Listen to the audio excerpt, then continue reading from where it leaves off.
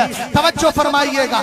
ہم نے کہا ذرا غور کرنا, یہ میٹھا میٹھا جام پلا کر مسجدوں میں متولیوں کا حال یہ ہو گیا ہے, وہابی کے خلاف مت بولنا, رافضی کے خلاف مت بولنا, فلاں کے خلاف مت بولنا. میں نے کہا سن, خطیب بغدادی کی حدیث کو لے لے جو تاریخ دمشق کے اندر مذکور ہے, ان کے حوالے سے علامہ ابن حجر حیثمی شافعی مکی رحمت اللہ تعالی علیہ نے اپنی کتاب الصواعق المحرقہ کے مقدمہ اولا میں اور اس کے ساتھ صفحہ نمبر 41 کے اندر ذکر کیا ہے. حدیث پاک میں میرے نبی فرماتے ہیں اذا ظہرت الفتن اب البدع وشب اصحابی فلیظہر العالم علما فمن لم يفعل ذلك فعليه لعنۃ اللہ والملائکۃ والناس اجمعین لا يقبل اللہ منہ صرفا ولا عدلا صرفا ولا عدلا. ذرا غور فرمائیے گا, جتنے اہل منبر یہاں تشریف فرما ہے, ہاتھ جوڑ کے عرض کروں گا اپنی مسجدوں میں بدعقیدہ لوگوں کا رد کیجیے, ورنہ یاد رکھیے گا نسلیں بچا نہیں پاؤ گے, یہ نسلیں بچ نہیں پائیں گی.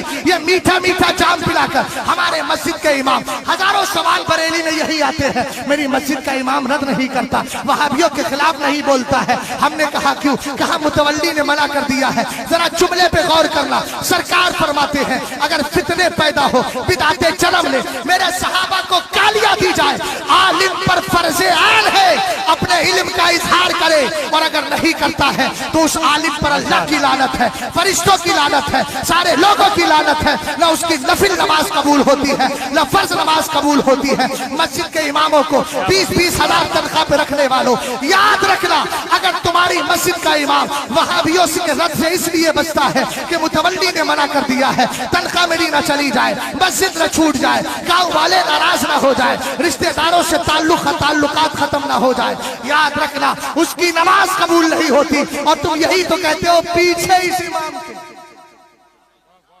ابھی جب اس کی قبول نہیں ہے تو تمہاری کیا قبول ہوگی؟ کیا بات ہے. میں ایک جملہ بولتا ہوں, رد کیجئے ورنہ ردی بن جاؤ گے. اور ردی کو ٹوکری میں ڈال دیا جاتا ہے, سروں پہ نہیں رکھا جاتا. سمجھ گئے؟ اور میرے رد میں کوئی گالیاں ہیں؟ بولو, اس میں کوئی شدت ہے؟ میں نے جتنی باتیں کہیں دلیل دی کہ نہیں دی بتائیے. میں بھی کہتا ہوں دلیل دیجیے.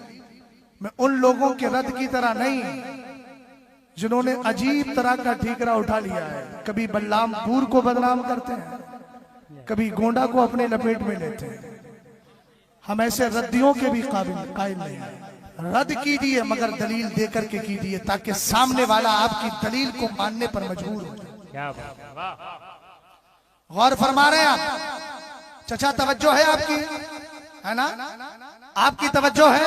سرور کائنات نے فرمایا اگر فتنے پیدا ہو, بدعتیں جنم لے, میرے صحابہ کو گالیاں دی جائے, عالم پر ضروری اپنے علم کا اظہار کرے. سرکار اگر نہیں کرتا فرمایا اس پر اللہ کی لعنت, فرشتوں کی لعنت, سارے لوگوں کی لعنت. اللہ نہ اس کی نفل نماز قبول کرتا ہے اور نہ اس کا اس کی فرض نماز قبول کیا کرتا ہے. اس لیے ایسے علماء کو اپنی مسجدوں میں رکھیے جو حق کو حق بتائے, باطل کو باطل بتائے. بہرحال